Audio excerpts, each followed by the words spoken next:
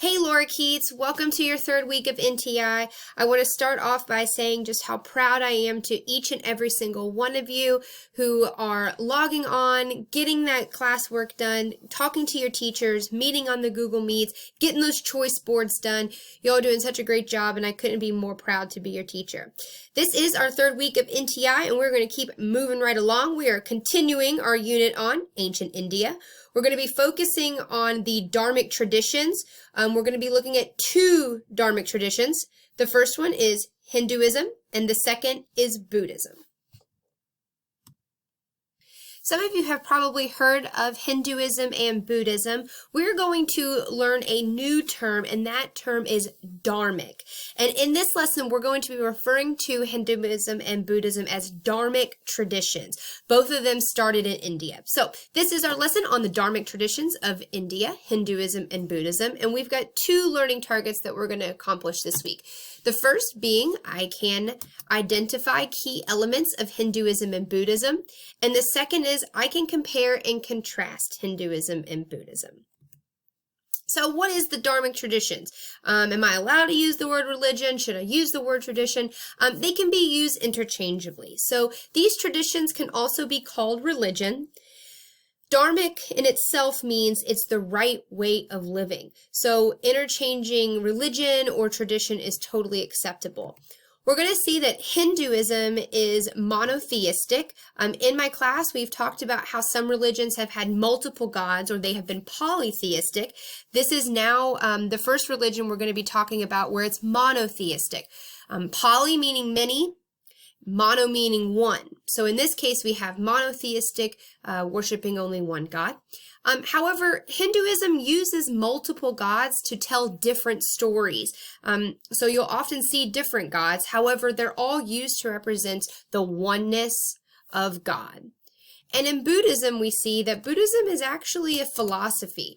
There are no gods. Rather, the self can achieve happiness and peace within. A lot of Buddhists believe that you can maintain your a religion such as Catholicism or being Baptist or being Protestant and still be Buddhist as well. So it's more considered a philosophy. So why are we studying religion? The first thing I want to kind of tell you all is while we explore these ideas of new religions, they may be new to you. There are many people that practice Hinduism and Buddhism in the world. So first of all, we are learning about these religions. We are not practicing these religions. And the better we are able to understand others, the more tolerant we're going to be towards others, making this world a more peaceful place. So it's really just to understand other people and understand other beliefs. So I want you to look at this list of 6 words, and I want you to maybe just take a note. Are there any words that you've heard of before, or are there any words that maybe you've even participated in? So we've got meditation, mindfulness, yoga, vegetarianism, nonviolence, and karma.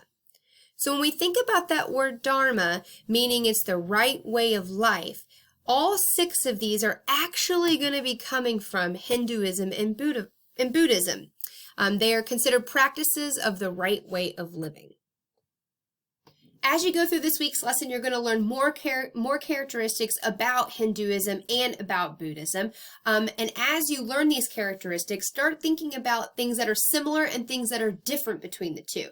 We can go ahead and start by talking about the location of these two traditions, as well as what we call these traditions, to start filling out our Venn diagram. So we learned from this mini lesson that both Hinduism and Buddhism can be called Dharmic traditions, as well as being called religions. We also know that since we're studying ancient India, that both of these religions or both of these traditions have come from. So as you move through the lesson this week, hopefully you guys can start thinking about where you would place the different characteristics between Hinduism and between Buddhism. So let's take a look at what lessons, what activities we have in our lesson this week. So in order to access your activities this week. First, start by going to the Google Classroom and looking for April 20th or April 24th. This is our third week of NTI.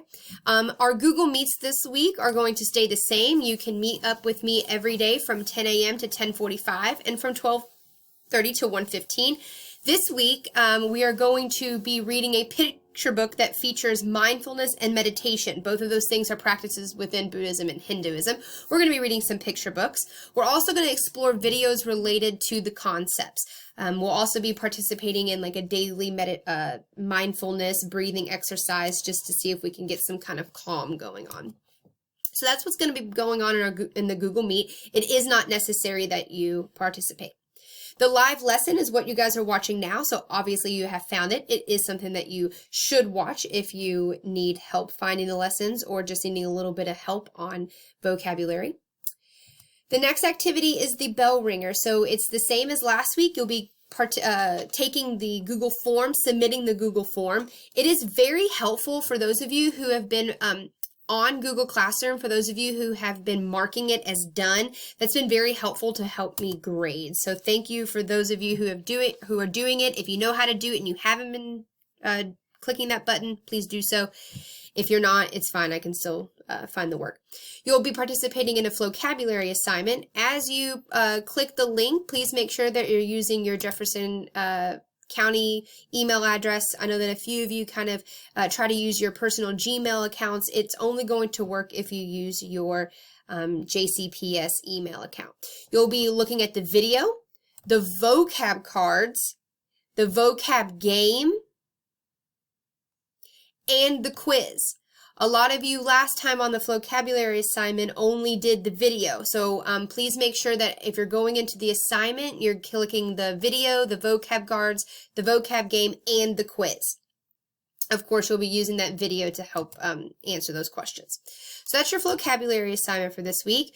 Our next activity is a Nearpod. So we just got done with a Nearpod this last week, and a lot of you gave me some feedback telling me, Miss Wyatt, the video, the Nearpod, it was too long.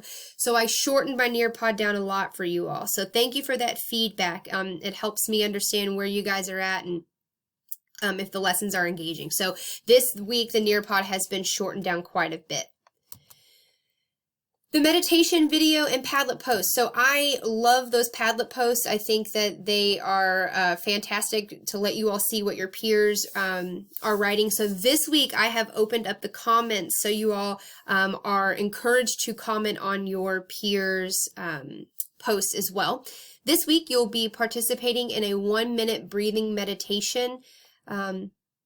It's only 1 minute, so try to find a quiet place as best you can. If you've got little brothers or sisters running around, maybe they can participate with you. But it is only 1 minute. After you have completed the meditation, the breathing meditation video, I want you to go to the Padlet. And your question for this week on Padlet is, how did the guided meditation make you feel? Some of you might like it. Some of you might not like it. Some of you might think it feels forced.